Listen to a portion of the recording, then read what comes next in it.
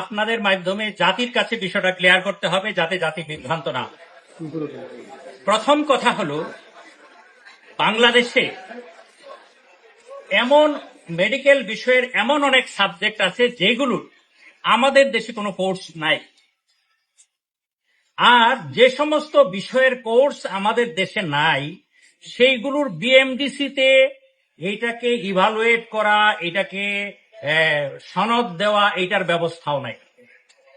এখন আপনারাই বলেন, যে সমস্ত বিষয়ে চিকিৎসা নেওয়া প্রয়োজন কিন্তু ওই বিষয়ের কোর্স আমাদের দেশে নাই, কোনো একজন ডাক্তার তার নিজের চেষ্টায় বিদেশ থেকে গিয়ে অনেক টাকা খরচ করে, অনেক পরিশ্রম করে একটা ডিগ্রি এনে যদি চিকিৎসার কাজ শুরু করে, আর আমরা যারা বিএমডিসিতে আছি, আমরা যারা এই দেশের চিকিৎসা ব্যবস্থা নিয়ন্ত্রণ করব, আমরাই যদি এটার জন্য বাধার কারণ হয়ে দাঁড়াই, এর চাইতে আর দুঃখের কথা কি হইতে পারে? আমাদের ছোট ভাই খালিদের ক্ষেত্রে এইরকমই একটা ঘটনা ঘটেছে, যেটা আমাদের উচিত ছিল যে বিষয়ের উচ্চতর ডিগ্রির ব্যবস্থা আমরা গ্রহণ করতে পারি নাই, আমাদের মেডিকেল বিশ্ববিদ্যালয়ে হোক বা অন্যান্য প্রতিষ্ঠানগুলোতে হোক, সেই ধরনের একটা বিষয়ে যখন একজন ডাক্তার নিজ দায়িত্বে নিজের খরচে বিদেশ থেকে শিক্ষা নিয়ে আইসা কাজ শুরু করেছে, তখন বিএমডিসির উচিত ছিল এই বিষয়টাকে কিভাবে তাড়াতাড়ি একটা রিকগনিশনের আওতায় আনা যায়, এটার জন্য কিভাবে একটা ফর্মুলা তৈরি করা যায় সেটা তৈরি করা। কিন্তু উল্টা কাজটা করা হলো, ওই ভাইয়ের কাজকে বাধাগ্রস্ত করার জন্য এবং তার পেশাকে প্রশ্নবিদ্ধ করার একটা ব্যবস্থা করা হলো। এটাকে অত্যন্ত দুঃখজনক ঘটনা হিসেবে আমি মনে করি।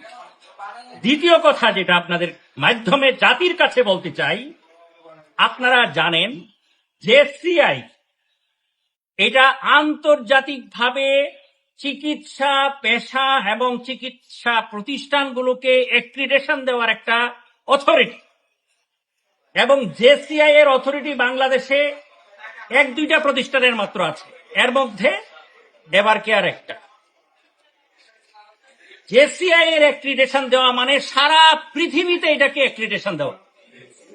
সেই জেসিআই এর অ্যাক্রিডিটেশনে যেই ডাক্তার খালিদুজ্জামান ইনফার্টিলিটিতে কনসালটেন্ট হিসেবে স্বীকৃত, তাকে বিএমডিসির পক্ষ থেকে শোকজ করাটা এটা অত্যন্ত নিন্দনীয় একটা কাজ। আপনারা এই বিষয়টা আপনাদের লেখনীর মাধ্যমে, আপনাদের ইলেকট্রনিক মিডিয়ার মাধ্যমে এটা জাতির কাছে পরিষ্কার করবেন, এটা আমাদের প্রত্যাশা, যাতে করে জাতি বিভ্রান্ত না হয়। তৃতীয় কথা যেটা, সেটা হলো আমাদের মেডিকেল বিশ্ববিদ্যালয়ে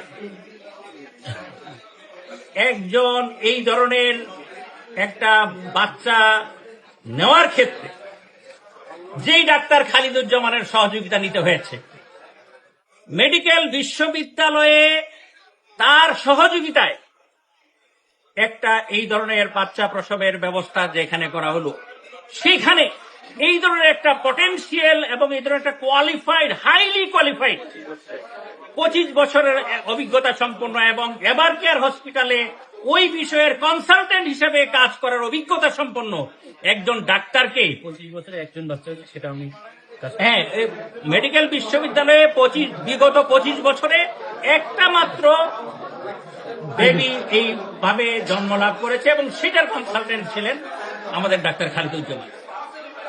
আর এই ধরনের একজন কৃতিত্ব সম্পন্ন ডাক্তারকে প্রশ্নবিদ্ধ করার একটা অপপ্রয়াস, এটা আপনাদের মাধ্যমে জাতির কাছে পরিষ্কার হোক, এটা আমি আপনাদের কাছে আশা করছি।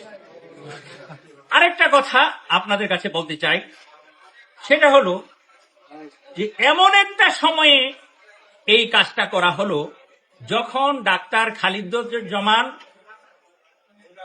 বাংলাদেশের একজন সবচাইতে আলোচিত প্রার্থী। আমি বলব কেন আলোচিত প্রার্থী, সেই কারণ আপনাদেরকে বলতে চাচ্ছি না, আপনারা নিজেরা জানেন।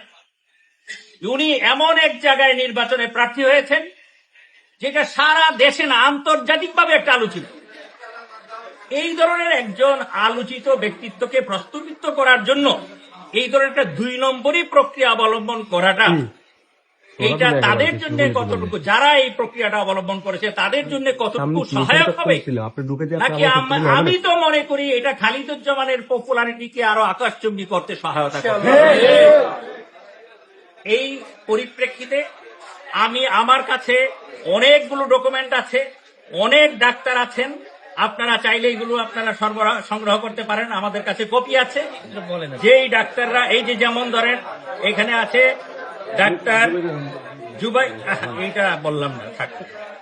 ডাক্তার ফাতেমা আক্তার ডলি, উনি এই একই ধরনের ডিগ্রি নিয়ে স্পেশালিস্ট হিসেবে কাজ করছেন।